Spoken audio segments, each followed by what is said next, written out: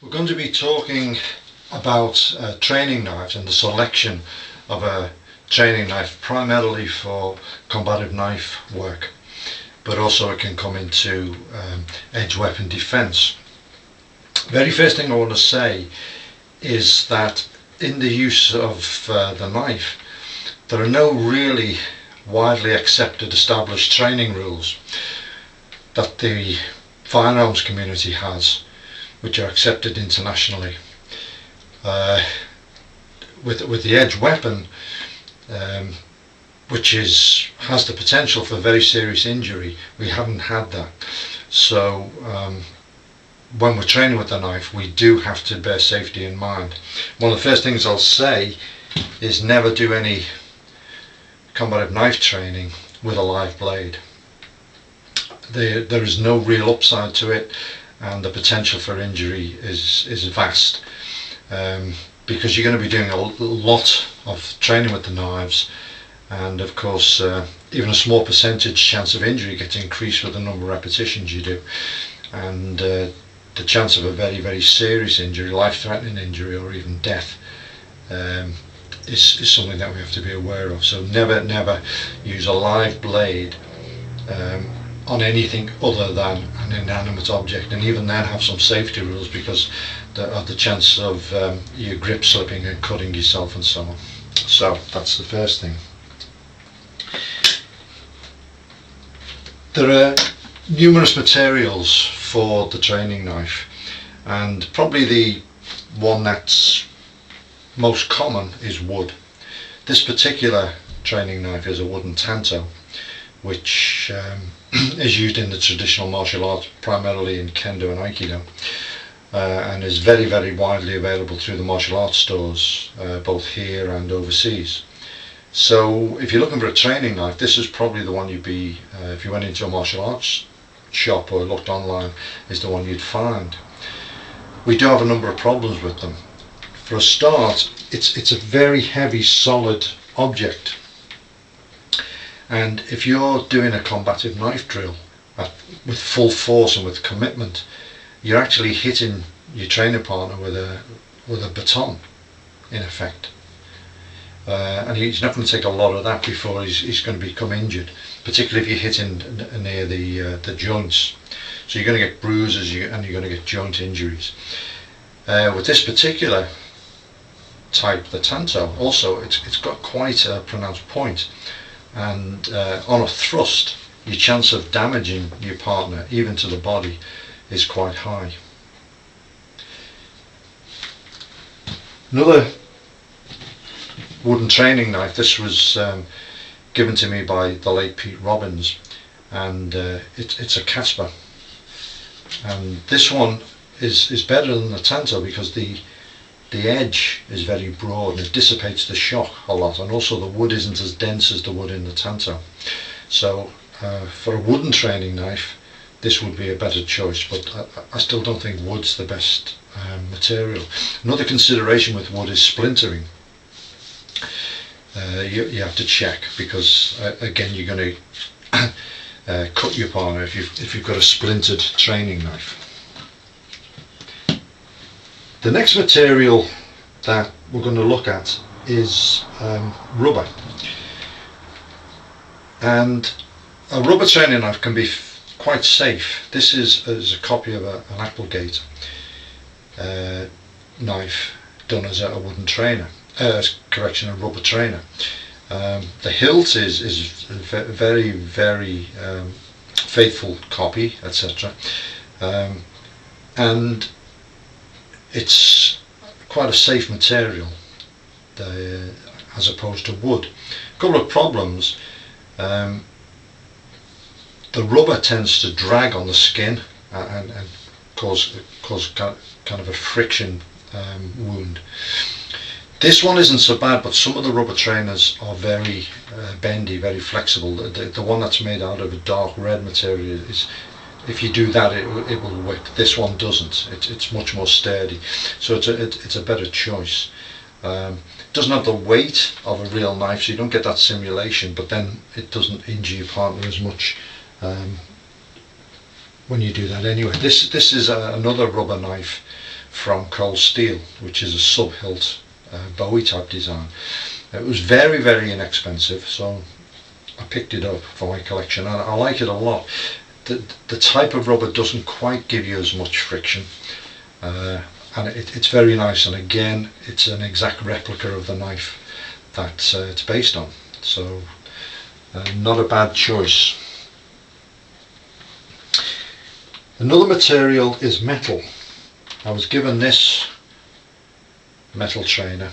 This is very widely used in Eskrima, Filipino martial arts, and as with wood, it's heavy, even more so because you're hitting your partner with now a wooden baton, a wooden kosh, a metal kosh, and it's going to cause injury. I think this was more designed for solo practice, using the knife around yourself, where you're not going to injure yourself by inadvertently stabbing yourself. So for that would be fine, but not for with a partner. As you can see, it gives a fair old whack. So I'd hesitate to use that. There are some other trainers. This one, a metal trainer, it's a commercial one, very well produced, and it's a copy of the Casper. So again, for solo practice it's okay, but not for with a partner, and this one is a civilian metal trainer. Then we come to plastic, and plastic is a very good choice of material for a trainer. This knife I bought in the United States. It was marketed by PPCT as their training knife. It cost, I think, $8 at the time, and one of the things I like about it is it's got a beaded edge, so the edge is actually thicker than the body of the blade, and it dissipates the force very, very well. There's very little mass to the knife, so you're not going to injure your partner. It's good generic dagger shape, very, very user friendly for your partner, and it's one of my favourite designs.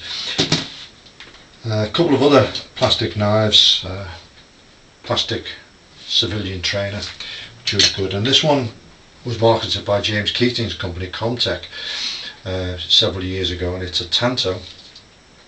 It's an injection moulded copy of a Tanto, and again a very good facsimile of the actual knife, quite broad, so you're not going to have a focused amount of force on the partner. Very, very nice, and again you've got a knife which resembles the actual blade very, very well. This is one which I picked up in South Africa.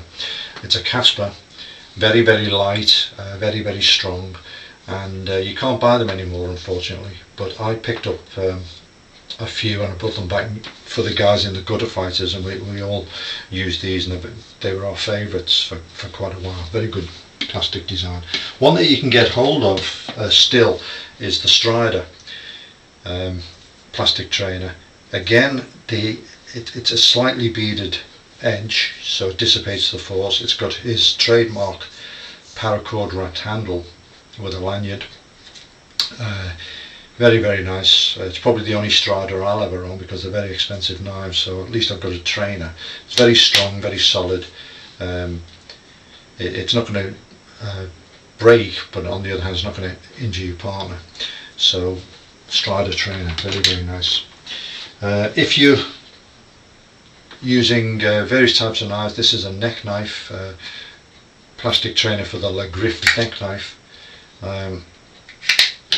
and practice accessing the knife and going into striking your enemy, then they are available. That one was from France.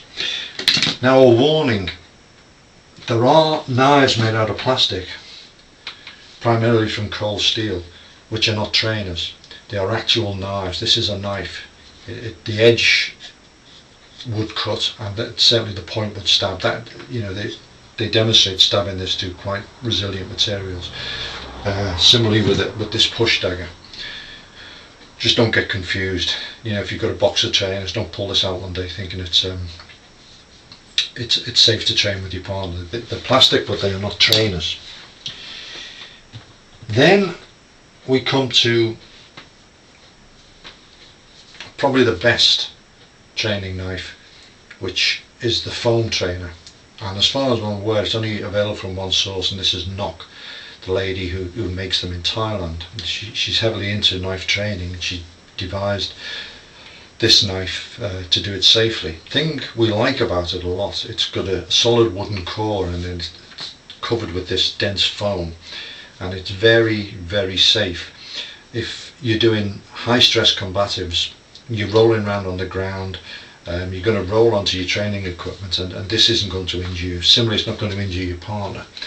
It's out of all of these, this is the one that we have most confidence in. She also made me a push dagger trainer built on the similar design, so you can practice going full out with your partner, but with the actual replica of the weapon you'll be using. So that's very, very nice. Just another, going back to metal, the guys in Switzerland told me that their military, when they were using this bayonet on the SIG rifles, what they used to do was do the knife training with the sheath on, and they would have a little plastic cable tie connecting it to the knife so you couldn't withdraw the knife. So they would do knife fighting work with this, in effect, quite a heavy plastic knife, and then they could cut the cable tie, and then they're back to using the weapon for operations. I like this because it's quite similar to a Fairbairn in a way, and if I'm doing training in wartime combatives, it's not a bad choice.